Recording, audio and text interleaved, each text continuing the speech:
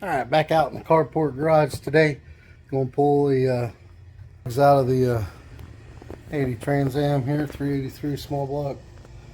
Gen 1 Chevrolet. Should be easy with these headers. And we're just gonna do a compression test. A few times we raced this even with the nitrous. It blew the dipstick tube out and sprayed out a little bit of oil. But that dipstick, it don't like to stay in the hole by itself. It just pops out randomly all by itself. And yeah, just want to check, make sure none of the cylinder rings are hurt. See what we got. The compression test. I have to say that's pretty easy. But all them plugs look pretty good, especially for how fat it was. Alright, there we go. Got the plugs out this side too. They look pretty good. This side was a little bit harder to get to, but not near as bad as when it had the regular motor headers on it. It was a lot easier.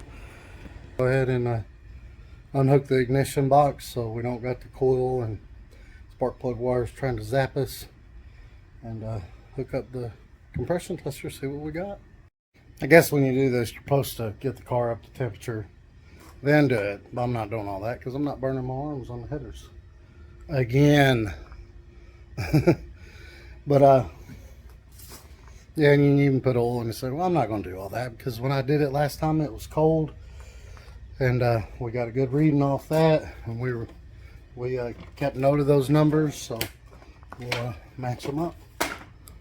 This is the compression tester I'm going to use. It just threads right into the spark plug hole, and it's got no ring down there. As soon as I mentioned my arm, I hit it on the wastegate. It was bleeding pretty bad. Didn't hurt, but it started bleeding really bad.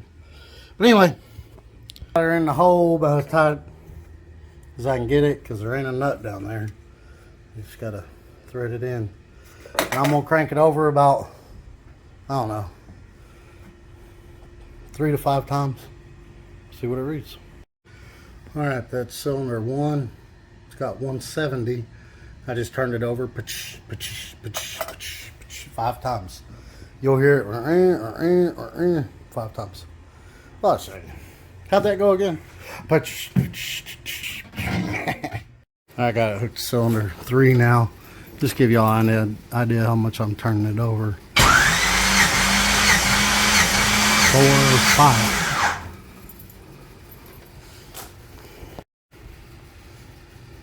That was 170 also. This cylinder, the first cylinder read a little low. The last time they were all reading 180 to 190 before. All right, so here's what it read before.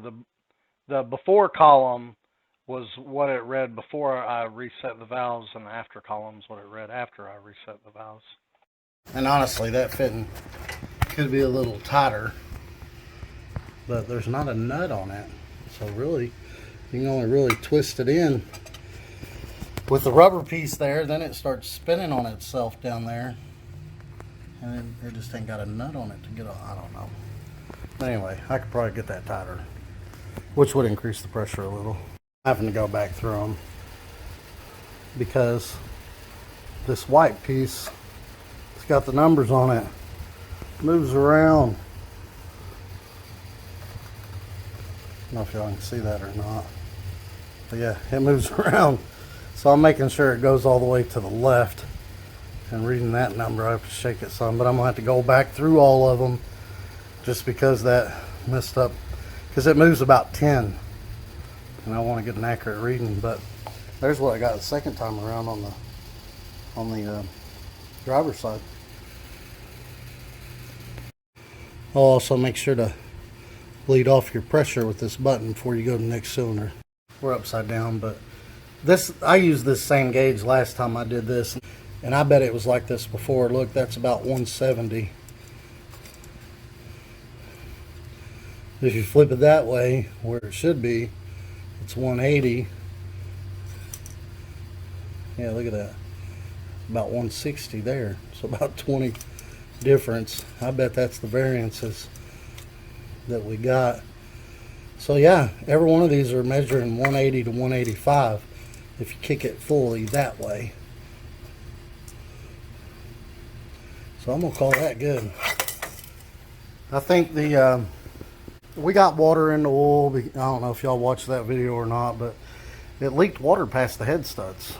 And at first I thought the heads were cracked, which they are, it looks like. Maybe they're just casting marks right here and there if y'all seen the video, but it was leaking past the head studs. So I had to redo all those. I've always put the head stud in, then backed it out a little bit. If you do that on these, they wobble a bunch, and there's no way that sealer can seal with it wobbling that much. Like when I did my LS motor, you backed them out a little, they didn't move. They moved a little, but not like these. If you back them out just a little, I mean, they're...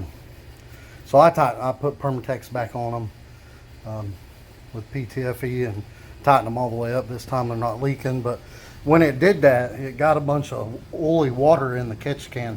I already changed the oil. I'm going to change it again, probably today.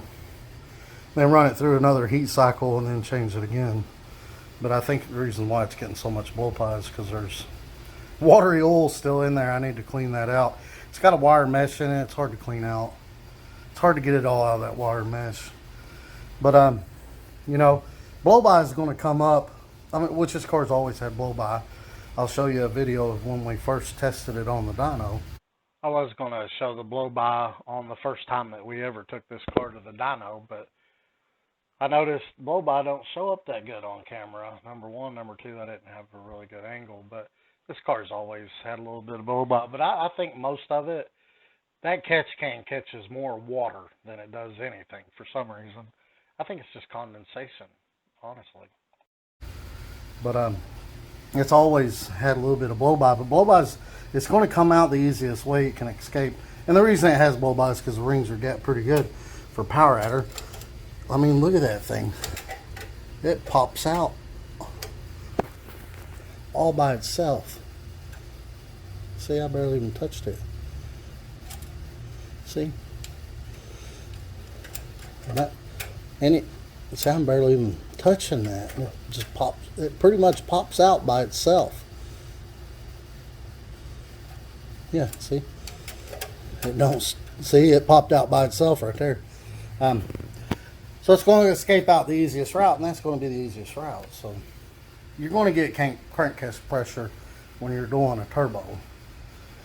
But regardless, we'll probably still tear this down at the end of the year and hone it and re-ring it and re-gap the rings. But I'm going to go ahead and put the plugs back in it, call it good, and I'm going to wire loom some of these wires and maybe even header wrap that down pipe. I don't know. What y'all think about it? Hit the comments, like and subscribe. Have a good one. Oh, also, I emptied the catch can. It didn't have nothing but water in it. That might be why it's smoking too. That just might be like a fog. What's the word I'm looking for? Yeah, it's like steam. That thing gets more water in it than anything. It's just condensation that comes out when you start the car. It's weird. But anyway, it's always been like that.